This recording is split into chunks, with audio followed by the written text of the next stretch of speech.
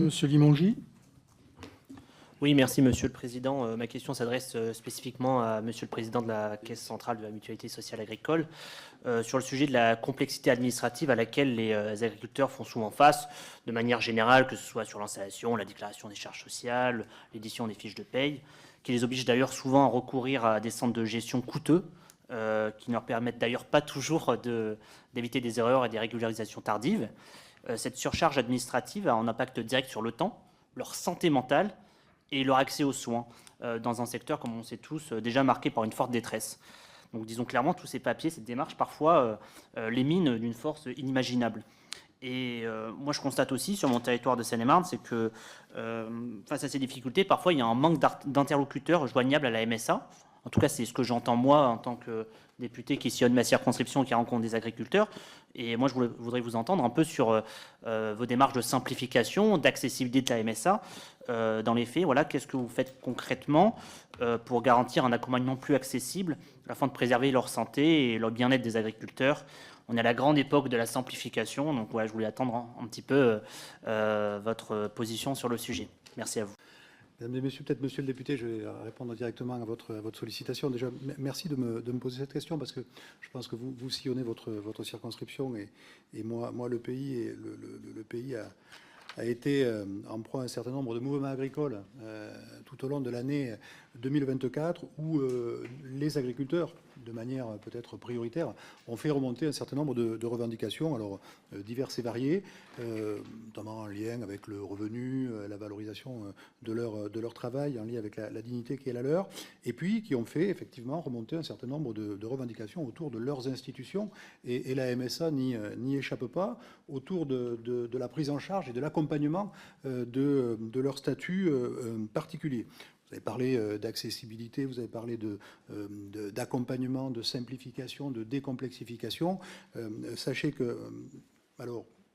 depuis les événements, bien sûr, mais bien avant, et moi je suis élu depuis 1 an, nous portons l'ambition très claire aujourd'hui d'être le plus à l'écoute possible, le plus allant vers nos populations pour justement entendre déjà leurs revendications et apporter un certain nombre d'outils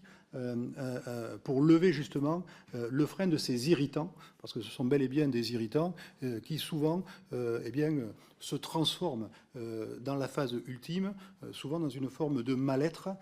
qui fait que nos ressortissants perdent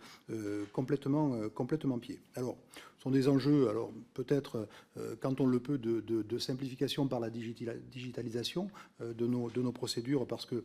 c'est important. Nous avons mis en place un réseau de conseillers d'entreprise dans les caisses de MSA pour accompagner, pour aller vers les populations en déshérence administrative et les accompagner dans eh bien, la complétude de leur démarche administrative. Nous avons développé une offre aux employeurs, parce que souvent les employeurs sont des publics d'abord extrêmement professionnels, avec des attentes souvent extrêmement précises en lien avec l'emploi. Donc l'offre aux employeurs est quelque chose d'extrêmement pertinent, développé sur le territoire et sur l'ensemble des caisses, pour prendre en charge des situations autour du titre emploi simplifié agricole, le fameux TESA, qui permet justement de remplir voilà, les formalités administratives en lien avec l'embauche et les bulletins de salaire. Donc autant d'outils qu'il faut mettre en perspective avec l'amélioration continue de la qualité de service à la MSA. C'est là aussi une véritable ambition que nous portons, qui répond à des attendus, bien sûr, et des indicateurs dans le cadre de la Convention d'objectifs et de gestion qui nous lie à l'État, bien sûr, sur la prise en charge téléphonique, l'accueil téléphonique, le rendu autour des questionnements de nos ressortissants. Nous avons mis en place à la MSA, bien sûr, le champ du réseau de nos agences de proximité qui sont là aussi pour accompagner nos populations sur les territoires, donc qui sont des outils dédiés sur chaque territoire et chaque département. La MSA s'est investie depuis quelques années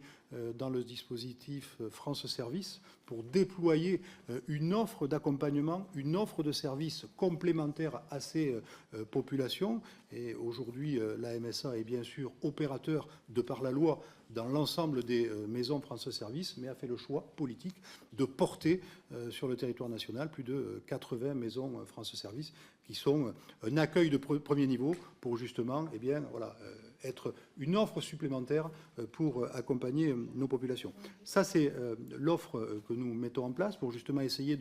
d'accompagner, de simplifier, de décomplexifier, et j'ai envie de dire, et c'est le président qui parle, d'humaniser la relation. Parce que c'est véritablement quelque chose, et je pense que Thomas Fatome partage, nous avons besoin de rapprocher nos ressortissants de leur organisme de protection sociale, qui est souvent vu comme quelque chose d'un peu à part et souvent de très lointain. Et la vocation que nous avons à la MSA, qui est quand même un régime avec une forme d'agilité, est bien d'être au plus près de ces ressortissants. Donc la volonté, monsieur le député, elle est bien de mettre en œuvre un ensemble de dispositifs, justement, bienveillants, et attentif au maximum à nos populations.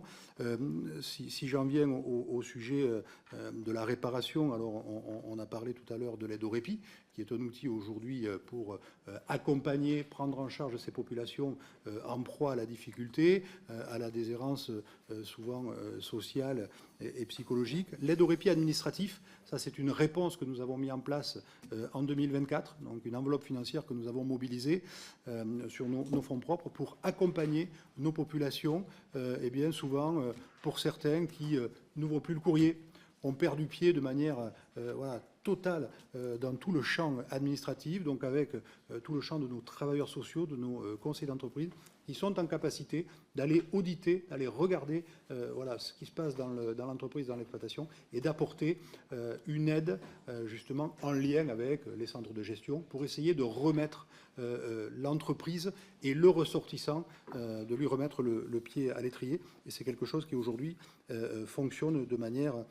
assez importante. Donc l'ambition, elle est bien de faire preuve aujourd'hui de bienveillance, de aller vers, pour justement essayer d'identifier et d'accompagner ces situations le plus en amont possible pour justement apporter la réponse la mieux adaptée. Voilà, monsieur le député, ce que je pouvais vous apporter comme réponse.